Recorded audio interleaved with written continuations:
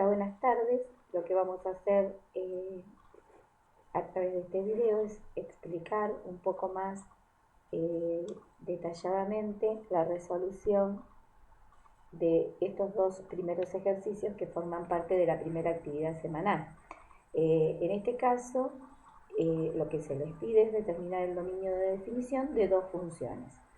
Que, si ustedes observan, la primera de ellas es una función, una f de x, es decir, una función que depende de una única variable.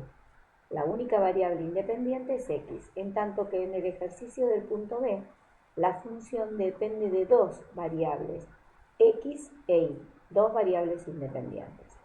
Asumimos diferentes procedimientos a la hora de hallar el dominio.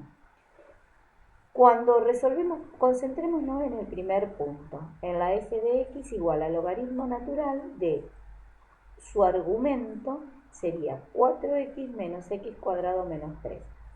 ¿Y qué condición deberán cumplir los valores de x para formar parte del dominio de esta función?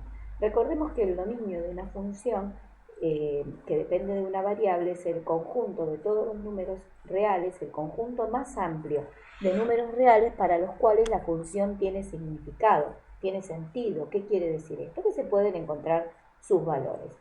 Entonces, para calcular el valor que le corresponde a un logaritmo natural, es necesario que el argumento de ese logaritmo sea positivo. En este caso, entonces, la condición que va a quedar planteada es que este argumento, que acá ya lo tenemos expresado en forma ordenada, es decir, menos x cuadrado más 4x menos 3, sea positivo, o lo que es lo mismo, mayor que 0. Esa será la condición que tendrán que cumplir los valores de x que pertenezcan al dominio. Hacer que ese argumento sea positivo. A continuación, acá ustedes tienen calculado los elementos principales de la parábola por si realizan la representación gráfica en forma manual. Observen que esta función asociada tiene como gráfica una parábola cóncava hacia abajo. Y también pueden recurrir a la representación gráfica mediante un graficador de funciones. Cualquiera sea la forma que ustedes elijan para representar, van a obtener una parábola con estas características, cóncava hacia abajo y con raíces en 1 y 3. Es fácil observar, si volvemos a la condición, nosotros estamos buscando para qué valores de x la función es positiva, es decir, mayor que 0. Si observamos la gráfica, es fácil advertir que el eje x divide a la función, a la parábola, en dos partes. Lo que está por encima del eje x son valores de la función positiva y lo que queda por debajo del eje x, valores negativos de la función. Entonces, ¿quiénes son los x que pertenecen al dominio de esta función? Bueno, observemos nuevamente la gráfica y veamos que para todos los números reales comprendidos entre 1 y 3, la función toma valores positivos. Entonces, ¿cómo podemos expresar ese dominio? Bueno, lo expresamos mediante un intervalo de puntos. En este caso, un intervalo de extremo abierto, 1, 3, que sabemos lo que representan los números comprendidos entre 1 y 3. Este sería el dominio de la primera función dependiente de una única variable.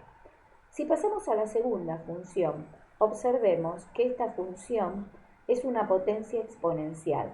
Tiene la variable en la base y la otra variable independiente en el exponente. ¿Qué condiciones deberá cumplir esta función? Bueno, por ser una función potencia, lo que vamos a estar pidiéndole es que la base sea positiva, es decir, que 1 menos x cuadrado sea mayor que 0, ¿sí? Esta es una de las condiciones. Otra de las condiciones es que como el exponente está expresado como un cociente, el denominador deberá ser distinto de 0. Estas dos condiciones se tienen que cumplir simultáneamente y lo que surja de ella representará el dominio de definición de esta función, insisto, dependiente de dos variables. En este caso, como la función depende de dos variables, dominio es un conjunto de puntos del tipo XY que pertenecen al plano o a R2, ¿no? Y entonces lo podemos expresar de la siguiente manera. El dominio de la función es el conjunto de puntos XY que pertenecen a R2, tales que cumplen estas dos condiciones. La base debe ser positiva de la potencia y el denominador del exponente distinto de 0. Nosotros vamos a proceder a graficar ese dominio en el plano XY, para lo cual vamos a analizar esta inecuación y entonces la resolvemos y vemos que es solución de esta inecuación el conjunto de puntos, de valores del conjunto de X, es decir, la variable independiente, una de las variables independientes, son las que el módulo de X es menor que 1, es decir, son todos los X que toman valores comprendidos entre menos 1 y 1. Observen que en 1 y en menos 1 la línea vertical está punteada porque 1 y menos 1 no, sino todos los comprendidos, los X comprendidos entre ellos, y que además, para los cuales además Y es distinto de 0.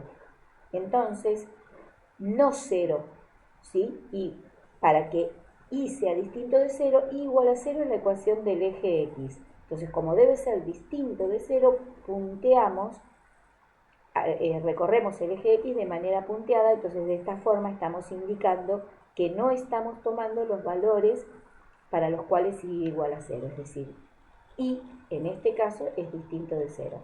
Y en consecuencia, esta es la representación gráfica de el dominio de esta función que depende de dos variables, X e Y.